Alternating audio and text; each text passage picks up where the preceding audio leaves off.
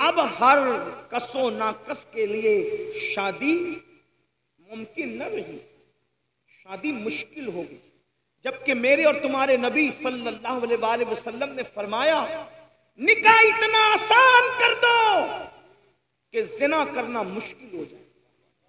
آپ کی توجہ، جس نبی کے کہنے پر کلمے کو تم نے سچا مانا، ہم نے سچا مانا، جس نبی کے کہنے پہ اللہ کو ایک مانا، جس نبی کے کہنے پہ قرآن کو اللہ کی کتاب مانا، جس نبی کے کہنے پر اللہ کا دین اسلام مانا، اسی نبی نے تو یہ بھی فرمایا نا کہ نکاح اتنا آسان کر دو کہ زنا کرنا مشکل ہو جائے۔ آپ سے پوچھتا ہوں، آج ہم نے زنا آسان کیا ہے، نکاح مشکل کیا ہے۔ ایک انسان 1000-2000 روپے میں زنا تو کر سکتا ہے، لیکن 1000-2000 میں نکاح نہیں کر سکتا، جبکہ اللہ کے رسول نے یہ فرمایا نکاح اتنا آسان کرو کہ زنا مشکل ہو جائے۔ ہم نے نکاح کو مشکل کیا، بڑی معذرت کے ساتھ۔ سیرے کی رسم ہے، ہلدی کی رسم ہے، مہندیوں کی رسم ہے، یہ رسم ہے، جہیز کی رسم ہے، وہ رسم ہے، خدا جانے کتنی رسومات کو ایجاد کیا۔ آپ سے پوچھتا ہوں اسلام کا رسومات سے کیا تعلق ہے؟ اللہ اکبر۔ آج یہ میں آپ کو بتاؤں، ہمارے مذہب میں توجہ کرنا، ہمارے مذہب میں نکاح اتنا آسان تھا، نکاح اتنا آسان تھا کہ جنگ کے میدان میں بھی نکاح ہو رہا تھا۔ حیرت کی بات یہ، جنگ کے میدان میں بھی نکاح ہو رہا تھا۔ آپ سے پوچھنا چاہتا ہوں، اور جنگ کے میدان میں جس کا نکاح ہوا وہ کوئی اور ہستی نہیں۔ آپ سوچتے ہوں گے کہ کسی ایرے گہرے کا نکاح جنگ کے میدان میں ارجنٹ ہو گیا، آپ یہ بھی سوچتے ہوں گے، کیونکہ سوچ پر کسی کی پابندی نہیں، لیکن میں آپ کو بتانا چاہتا ہوں علماء کی موجودگی میں، اللہ کی کائنات میں جو سب سے بڑی ہستی ہے ان کے برابر کوئی نہیں ہو سکتا۔ موسیٰ و عیسیٰ، داؤد و ابراہیم اور اسماعیل علیہ السلام، یہ سب کے سب جس کے پیچھے مقتدی بن کر کے کھڑے ہیں وہ محمد الرسول اللہ کا نکاح خیبر کے جنگ کے میدان میں ہوتا ہوا نظر آ رہا ہے۔ آپ سے پوچھنا چاہتا ہوں کیا حضرت صفیہ کے ساتھ میدان جنگ کے اندر رسول اللہ کا نکاح نہ ہوا؟ اور پھر اتنی سادگی سے ہوا کہ صحابہ میں اختلاف ہو گیا کہ حضور نے صفیہ سے نکاح کیا یا نہیں کیا۔ علماء جانتے ہیں میں کوئی نئی بات نہیں کر رہا ہوں، لیکن توجہ کرو، سال بھر پہلے سے شادیوں کی رسموں کو رچانے والوں، معراج کے دولہا کا نکاح میدان میں ہو رہا ہے، اور اتنی سادگی سے ہو رہا ہے کہ صحابہ میں اختلاف ہوا نکاح ہوا یا نہیں ہوا۔ تو صحابہ میں سے چند صحابہ نے کہا کیوں بحث کرتے ہو، انتظار کرو، اگر رسول اللہ نے حضرت صفیہ کو پردہ کرا دیا تو سمجھ لینا کہ نکاح ہو گیا، اور اگر پردہ نہیں کرایا تو سمجھنا کہ نکاح نہیں ہوا۔ آپ سے پوچھنا چاہتا ہوں، جب معراج کے دولہا کا نکاح اتنی سادگی سے ہوتا ہے تو تم کون اور تمہاری حیثیت کیا، ہم کون اور ہماری حیثیت کا؟ لیکن ظلم کا برا ہو، مسلمان کو نبی کی سنت کب یاد آتی ہے؟ کب یاد آتی ہے نبی کی سنت؟ مسلمان کو نبی کی سنت اسی وقت یاد آتی ہے جب اس کا اپنا فائدہ ہوتا ہے، مطلب وہ سنت کا نہیں اپنے فائدے کا پابند ہے۔ ایک بات آپ کو بتاؤں، مسلمان کتنی سادگی سے کہتا ہے مولانا جہیز دینا تو سنت ہے نا، رسول اللہ نے اپنی شہزادی کو جہیز دیا، تو جہیز دینا سنت ہے، جب سنت ہے تو دو۔ ہم نے کہا یہ بہت بڑے محققین اور علماء ہیں، میں ایک بات آپ سے کہتا ہوں، ہمت کہہ کے کہتا ہوں، اگر غلطی ہوگی تو ابھی اصلاح ہوگی، اور اگر یہ اصلاح کر دیں گے ابھی کر دیں گے، اگر صحیح کہہ رہا ہوں اور غلط کہہ رہا ہوں تو اصلاح کر دیں گے، صحیح کہہ رہا ہوں تو آپ کو ماننا چاہیے۔ رسول اللہ نے اپنی بیٹی کو جہیز نہیں دیا، جہیز دینا کوئی سنت نہیں، یہ ایک طالب علم کا، قرآن اور حدیث کے طالب علم کا دعویٰ ہے، مناظرے مباحثے اور اس کا شوق نہیں ہے، نہ میں مناظر ہوں نہ میں بحث والا آدمی ہوں، لیکن میں آپ کی عدالت میں ایک بات رکھ رہا ہوں علماء کی توجہ کے ساتھ، توجہ آپ کی اسی بات توجہ سے سن لیں، جہیز دینا سنت نہیں ہے، جب دینا سنت نہیں تو لینا بھی سنت نہیں۔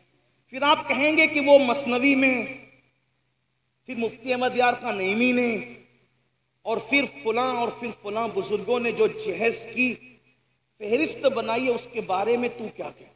میں کہتا ہوں وہ فہرست صحیح ہے، فہرست سے مجھے کوئی اختلاف نہیں، لیکن تھوڑا سمجھ میں ہمارے فیر ہو رہا ہے۔ کیا فیر ہو رہا ہے؟ ایک بات بتاؤں آپ کو دھیان سے، نہ جہیز دینا سنت نہ لینا سنت۔ یہ ایک سبق سنانے کی نیت سے عرض کر رہا ہوں۔ علامہ اللہ بخش صاحب اگر موجود ہیں پیچھے ہے کیا؟ پشت پناہی کر رہے کیا؟ ہے بہت دور چلے گئے۔ نہ دینا سنت نہ لینا سنت تو کافر۔ وہ فہرست میں نے کہا صحیح، مستوی میں فہرست وہ بھی صحیح، مفتی احمد یار خان نعیمی نے بنائی وہ بھی صحیح، تو کہا پھر میں نے کہا وہ بس سمجھ کا پھیر ہوا۔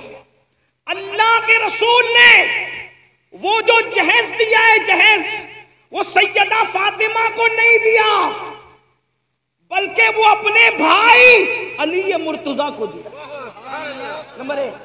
نمبر ایک سیدہ کو نہیں دیا، بیٹی کو نہیں دیا، بھائی کو دیا۔ اگر آپ بھی بھائی کے لیے لاکھوں خرچہ کرتے ہیں تو امین القادری تمہارا تلوہ چومنے کے لیے تیار ہے۔ کیا بات ہے؟ حضور نے بیٹی کو نہیں دیا، اپنے بھائی کو دیا۔ داماد بھی نہیں کہہ رہا ہوں، ورنہ کسی کو چور دروازے سے گھسنے کا راستہ ملے گا۔ بھائی کو دیا۔ اب بھائی کو کیوں دیا؟ اس لیے کہ حضرت ابو طالب کثیر العیال تھے اور ان کی غربت کا احساس تھا رسول اللہ کو، تو فرمایا اپنے چچا عباس سے کہ تمہارے بھائی کثیر العیال ہیں تو ان کے کچھ بچے ہم اپنی ذمے پہ لے لیتے ہیں اور ان کی پرورش ہم کرتے ہیں۔ تو حضرت جعفر کو حضرت عباس نے لے لیا اور علی مرتضیٰ کو بچپن سے رسول اللہ نے اپنی پرورش میں لے لیا۔ تو گھر میں رسول اللہ نے رکھا، بچپن سے نبی نے پالا، نبی نے پلا، نبی نے بڑھایا، نبی نے پرورش کی۔ اب بتاؤ جس کے گھر میں علی پلے ہیں تو اب علی مرتضیٰ کا خود کا گھر نہیں تھا، اب شادیوں کے علی نئے گھر میں جا رہے ہیں، تو جس نے پالا تھا، جس نے پوسا تھا، جس نے بڑا کیا تھا، جس نے تربیت کی تھی، اگر بفرض محال علی مرتضیٰ کا نکاح سیدہ فاطمہ کے ساتھ نہ بھی ہوتا اور علی کا نکاح کسی اور کے ساتھ ہوتا تو بھی علی مرتضیٰ کا گھر سجانے کی ذمہ داری تو اسی کی تھی نا جس نے بچپن سے پرورش کی تھی، جس نے بچپن سے پرورش کی تھی، انہی کی ذمہ داری تھی۔ تو لوگوں کو مغالطہ یہ ہو رہا ہے کہ جہیز بیٹی کو دی، بیٹی کو جہیز نہیں دیا، بھائی کے لیے انتظام کیا۔ یہ تو ایک بات میں نے کہہ دی، دلیل کیا؟ اب دلیل سن لیں۔ ایک کھجور، توجہ، ایک کھجور کسی ماں یا باپ کے پاس آئے اور وہ دو بچوں میں برابر برابر تقسیم نہ کرے تو اللہ کے رسول فرماتے ہیں کھجور کی غلط تقسیم کرنے پر بھی اللہ کو جواب دینا پڑے گا۔ بچوں کے ساتھ برابری کا یہ حق ہے، اس کو ایک مرتبہ بوسہ لیا تو دوسرے بچے کا حق ہے کہ اس کو بھی ایک بار لے لے۔ جو مذہب بوسہ لینے میں برابری دیتا ہو بچوں کے لیے، تو اب سنیں، میرے نبی کی ایک بیٹی تو نہ تھی نا۔ ہمارے عقیدے میں، اہل سنت کے عقیدے میں نبی کی کتنی شہزادیاں ہیں؟ 4۔ کتنی ہیں؟ 4۔ جو مل کے بولے کتنی ہیں؟ 4 مانو، کیونکہ دوسرے ہیں جن کو 4 ہضم نہیں ہوتی، کچھ ایسے ہیں جن کو 4 سے ہی نفرت ہے۔ جی سبحان اللہ۔ نہ 4 خلفاء مانتے ہیں، نہ 4 شہزادیاں مانتے ہیں، انہیں تکلیف ہے اور وہ پورا زور لگا رہے ہیں ایک ہے، ایک ہے، ایک ہے۔ ہم نے کہا 4 ہیں، ہمارے پاس قرآن سے دلیل، ہمارے پاس دلیل کہاں سے؟ علماء موجود ہے۔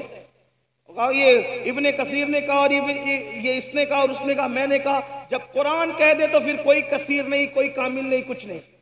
جس کی بات قرآن سے ٹکرائے گی اگرچہ وہ ہمارا سب سے بڑا امام کہلائے پھر بھی ہم اس کی بات نہیں مانیں گے، کیونکہ قرآن، صاحب قرآن ہمارے لیے پہلے نمبر پر ہے۔ صحیح بات ہے، یہی تو ہے نا۔ ہمارے امام نے جب اعلان کیا کہ میرا کوئی قول حدیث صحیح سے ٹکرا جائے اسے چھوڑ دیا جائے، یہی ہے ہمارا اصول۔ اب قرآن کیا کہتا ہے؟ یا ایھا النبی، توجہ، قرآن کہہ رہا ہے جو نبی کی 4 بیٹیاں نہیں مانتے نا ان کی طرف توجہ دلانا چاہتا ہوں۔ یا ایھا النبی، اے نبی، قل لازواجک وبناتک ونساء المؤمنین، اے محبوب آپ فرما دے، اے نبی آپ کہہ دے، کس سے؟ لازواجک، اپنی بیویوں سے، وبناتک، اپنی بیٹیوں سے۔ چھوٹا سا بھی عربی کا طالب علم ہو تو وہ جانتا ہے عربی زبان کی بلاغت اور وسعت یہ ہے کہ عربی کے یہاں واحد جمع نہیں ہے صرف، بلکہ واحد ہے، تثنیہ ہے، پھر جمع قلت ہے، جمع کثرت ہے. صحیح. اب قرآن یہ بتا رہا ہے اگر ایک بیٹی ہوتی تو قرآن کیا کہتا؟ کل ازواجکا و بنتکا. لیکن قرآن بنتکا نہیں کہہ رہا ہے، کیا کہہ رہا ہے؟ بناتکا. واحد بھی نہیں ہے، تثنیہ بھی نہیں ہے، بلکہ جمع ہے. اب اگر اس کو جمع قلت بھی مان لیا جائے تو کم سے کم 3 ماننا پڑے گا. آپ کم سے کم تو آپ کو 3 ماننا پڑے گا. 3 سے کم پر تمہاری جان نہیں چھوٹ سکتی. اس سے پتا چلا جب قرآن نے کہہ دیا وا بناتکا، آپ اپنی بیٹیوں کو حکم دے تو ماننا پڑے گا نبی کی ایک نہیں تھی بلکہ نبی کی 3 سے زائد بیٹیاں. اب جب یہ مان گئے، اس پہ کوئی تفصیل بات نہیں کرتا، علماء جانتے ہیں، آپ کو مزید وہ سمجھا دیں گے. تو جب نبی کی 4 بیٹیاں ہیں اور آپ کہتے سیدہ فاطمہ کو جہیز دیا، کس کو جہیز دیا؟ تو آپ کو یہ بھی ماننا پڑے گا سیدہ زینب بنت محمد کو بھی جہیز دیا. آپ کو یہی ماننا پڑے گا سیدہ رقیہ بنت محمد کو بھی جہیز دیا. آپ کو یہ بھی ماننا پڑے گا سیدہ ام کلثوم بنت محمد کو بھی جہیز دیا. تو اب اگر آپ سیدہ فاطمہ کا جہیز ثابت کرتے ہو تو آپ کی یہ ذمہ داری ہے کہ حضرت زینب، حضرت رقیہ، ام کلثوم کا بھی جہیز آپ ثابت کر کے بتائیں کہ حضور نے کیسے جہیز دیا. اور یہ بات یاد رکھنا، جب ان کو نہیں دیا تو پھر نبی کے انصاف سے یہ بعید ہے کہ جو نبی بوسہ لینے میں برابری کی بات کرے، جو نبی کھجور کی تقسیم میں برابری کی بات کرے. یہ کیسے ہو گیا کہ ایک بیٹی کو جہیز دیا اور 3 بیٹیوں کو جہیز سے محروم رکھا؟ معاذ اللہ ثم معاذ اللہ. اب اس سے بڑھ کر ایک دلیل یہ تو تم اور میں ہے جو سنتوں کو معاذ اللہ عمل نہیں کرتے، سنتوں پر توجہ نہیں کرتے. لیکن آپ سے پوچھنا چاہتا ہوں، چلے جس علی کو جہیز ملا تھا ان کو تو پتا ہے نا کہ رسول اللہ نے بیٹی کو جہیز دیا، تو پھر علی مرتضیٰ نے بھی اپنی بیٹیوں کا نکاح کیا. حضرت علی مرتضیٰ کی بھی بیٹی ہے، حضرت زینب بنت علی، حضرت رقیہ بنت علی، حضرت ام کلثوم بنت علی. مولا علی کی ایک بیٹی نہیں ہے، مولا کائنات کی تو کم سے کم 7 اور 9 بیٹیاں بتائی جاتی ہے. تو جس علی نے نکاح کے وقت اپنے سسر سے جہیز لیا اپنی بیوی کی شکل میں، اپنی بیوی کے جہیز کی شکل میں، تو آپ سے پوچھتا ہوں اس علی مرتضیٰ نے جب جہیز لیا تو اپنی کس بیٹی کی شادی پر انہوں نے جہیز دیا؟ یہ بھی آپ کو ثابت کرنا پڑے گا. اور دوسری بات، وہ صدیق اکبر افضل البشر بعد الانبیاء بالتحقیق ابو بکر صدیق، وہ عبداللہ ابن عمر جو مسکرانے کی بھی سنت ترک نہیں کرتے تھے. ایک مرتبہ مسکرانے، ایک صحابی، کسی نے پوچھا کیوں ہنس رہے ہو؟ کہا مجھے بھی نہیں پتا کیوں ہنس رہا ہوں، یہاں کھڑے رہ کر میرے یار نے مسکرایا ہے بس میں بھی مسکرا رہا ہوں. حضرت عبداللہ ابن عمر اپنی امامے کے شملے کو درخت سے الجھا رہے ہیں. کسی نے کہا یہ کیا بچپنے کی حرکت ہے؟ وہ فرمایا بچپنے کی حرکت لوگوں کو لگا کرے، دراصل ایک سفر میں نبی کے ساتھ تھا، نبی کا شملہ درخت سے الجھ گیا، میرا نہیں الجھتا اس لیے الجھا کر کے اس سنت پر عمل کر رہا ہوں. آپ سے پوچھنا چاہتا ہوں، جو مسکرانے کی سنت نہ چھوڑے، جو ہڈی چوسنے کی سنت نہ چھوڑے، جو اللہ اکبر، جو درخت سے شملہ الجھانے کی سنت نہ چھوڑے، ارے وہ سب تو اپنی جگہ رسول اللہ نے جو کام کلی کیے بغیر کیا وہ بھی کلی کیے بغیر کر کے وہ کام سنت پر عمل کرتے نظر آ رہے ہیں. آپ سے پوچھنا چاہتا ہوں، وہ اتنے سنتوں کے پابند تھے، انہوں نے تو یہ بات کہی ہوتی کیا 1450 سال کے بعد ہندوستان میں یو پی والوں کو یہ سنت سمجھ میں آئی، بہار والوں کو یہ سنت سمجھ میں آئی، بنگال والوں کو یہ سنت سمجھ میں آئی؟ ابو بکر صدیق سیدہ فاطمہ کے نکاح رخصتی کے چشمدید گواہ ہے. اگر انہوں نے جہیز دیتے ہوئے رسول اللہ کو دیتا دیکھا ہوتا تو صدیق اکبر بھی تو اپنی بیٹی کو جہیز دیتے. صدیق اکبر نے جہیز نہیں دیا، فاروق اعظم نے جہیز نہیں دیا، عثمان غنی جیسے غنی اور مالدار نے جہیز نہیں دیا، اور آپ کہتے ہیں جہیز دینا سنت ہے. یہ ذمہ داری تو میرے ان محقق بھائیوں کے سر پر ہے جو ہم پر مسلط کرنے کے جہیز دینا سنت. محقق سے مراد علماء نہیں ہے، محقق سے مراد یہ ہوٹل پہ بیٹھے ہوئے لوگ ہیں جو بغیر علم کے فتوی، علماء نے تو کبھی تائید کی ہی نہیں. ارے کیا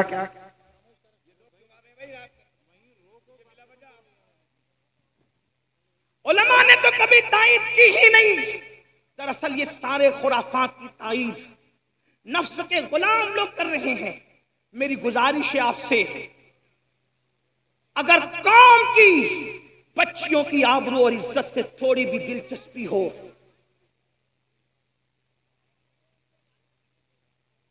شاید حضرت تشریف لا چکے ہیں، ہماری محفل کے خصوصی خطیب حضرت علامہ شاکر علی نوری صاحب قبلہ حضرت کا استقبال فرمانے، اور پھر اس کے بعد آگے کا پروگرام، بقیہ تقریر پھر کسی موقع پر.